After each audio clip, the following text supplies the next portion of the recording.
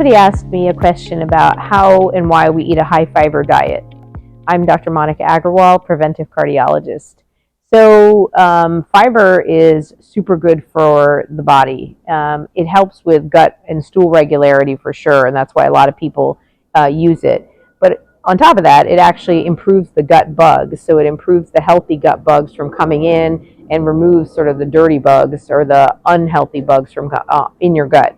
It also helps those gut bugs make short-chain fatty acids, which are anti-inflammatory, anti-cancer, and those are super important. And the more fiber you eat, more of those short-chain fatty acids are made. You can get you can get fiber from so many sources, like your greens, your beans. People ask me if you can take supplements for fiber. Sure, but I prefer you get it all from your food if you can.